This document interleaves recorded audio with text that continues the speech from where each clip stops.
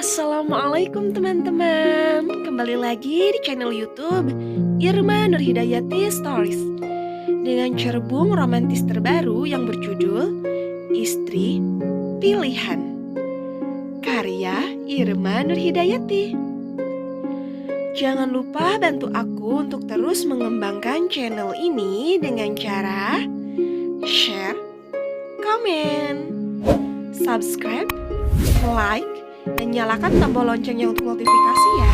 Terima kasih. Astagfirullah, apakah sebegitu memalukan memiliki menantu sepertiku? Hanya karena statusku sebelumnya janda. Apakah menikah dengan janda itu sebuah aib besar? Bukankah tidak ada seorang wanita pun di dunia ini yang menginginkan adanya kegagalan dalam rumah tangganya? Dari awal ibu memang tidak pernah menyukaiku. Awalnya kukira setelah kami menikah hatinya akan sedikit terbuka. Tetapi ternyata malah semakin membenci. Istighfar Bu, Diana bukan aib di keluarga kita. Jadi tak seharusnya ibu merasa malu seperti itu. Diana hanya wanita yang pernah mengalami kegagalan di rumah tangga sebelumnya. Pokoknya ibu tidak suka bermenantukan dia. Berapa kali ibu mengingatkanmu untuk cari pendamping hidup yang masih berstatus gadis, supaya kalian belajar berumah tangga dari nol.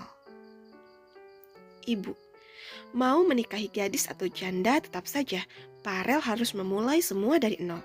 Sudah ya, terima dan sayangi Diana sebagaimana menantu ibu yang lain. Masya Allah, Mas Farel mencoba memberikan pengertian pada ibu, tanpa sedikit pun tersulut emosi. Saat ibu mengataiku dengan perkataan menyakitkan, lelaki itu seperti biasa, akan langsung menggenggam tanganku untuk menguatkan. Seharusnya dari awal perempuan ini tahu diri, tidak pantas bersanding dengan putraku yang gagah dan cerdas. Ibu berteriak memaki seraya menunjuk-nunjuk ke arahku. Sudah Bu, jangan menyakiti hati Diana lebih dalam lagi. Allah sudah menakdirkan kami untuk hidup bersama. Jadi tolong, jangan mengatai istri Farel seperti itu. Sejak kapan kamu berani membangkang ibu, Rel? Apakah perempuan ini telah mengajarkanmu untuk bersikap seperti itu pada seorang ibu? Entah mengapa hati ini terasa sakit. Bukan karena kata-kata ibu yang menyakiti hati, melainkan membayangkan bagaimana sulitnya berada di posisi Mas Farel. Andai saja aku tidak hadir di kehidupannya, mungkin semua ini tak akan pernah terjadi. Ibu tahu Farel kan?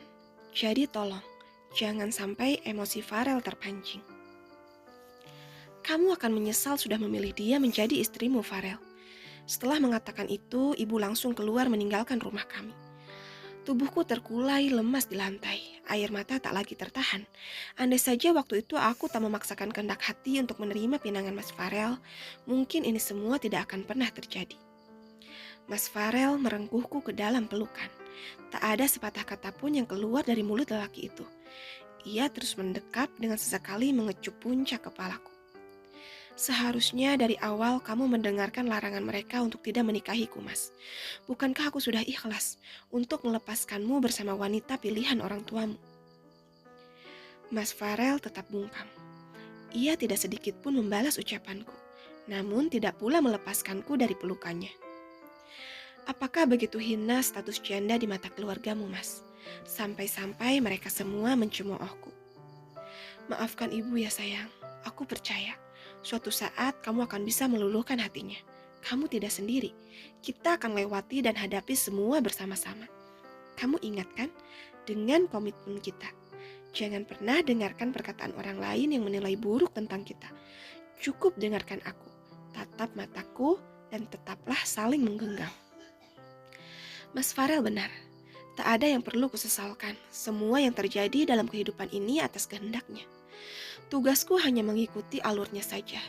Bukankah Allah tidak akan memberi ujian di luar batas kemampuan umatnya? Bersyukur memiliki sosok suami seperti Mas Farel. Dia bisa mengerti dan memahamiku di setiap keadaan. Terima kasih sudah mengingatkanku, Mas. Maafkan aku yang selalu saja terbawa suasana hati. Padahal tatapan dan genggaman tanganmu sudah cukup menguatkan hatiku. Tidak apa-apa sayang, hal itu wajar. Apalagi perkataan ibu dan keluargaku sudah sangat keterlaluan kepadamu. Sabar ya, Kuatkan hatimu. Insya Allah kita akan mampu melewati semua. Tak dimungkiri, Mas Farel sosok lelaki yang selama ini kucari. Dia bisa menjadi suami, ayah, kakak sekaligus sahabat yang baik untukku. Meski banyak yang mencemoohku, setidaknya ada Mas Farel yang selalu setia menghibur hati ini. Terima kasih Tuhan, telah memilihkan imam yang baik untukku.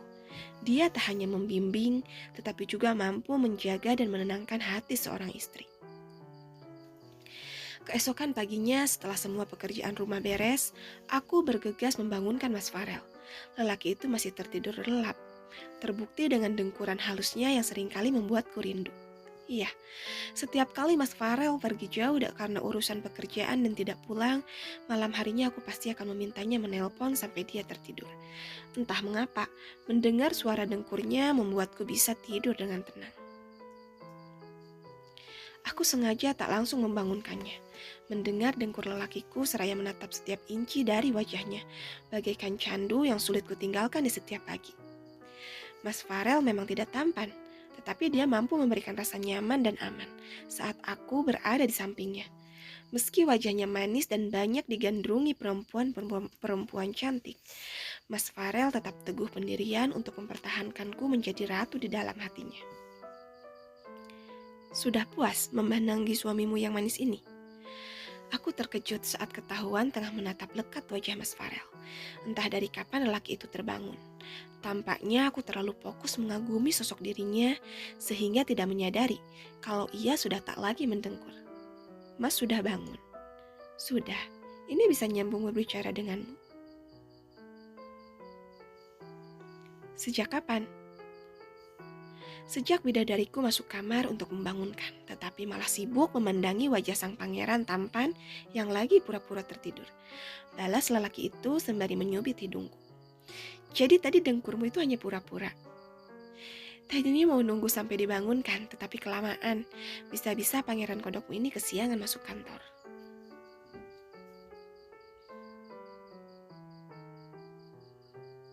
Maaf ya mas, habisnya wajahmu tak membosankan untuk dipandang. Ratu Bucin mulai beraksi.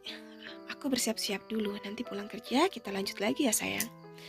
Mas Farel bergegas masuk ke kamar mandi, sementara aku menyiapkan pakaian kerjanya, lalu pergi ke dapur untuk menghidangkan menu sarapan yang telah kumasak tadi.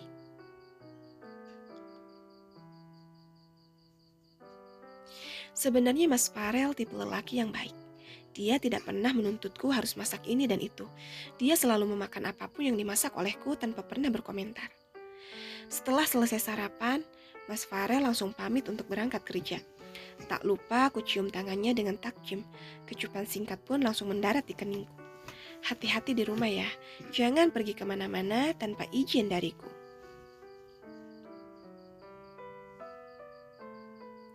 Aku mengangguk singkat. Siap mas. Anak baik, ucapnya seraya mengusap puncak kepalaku.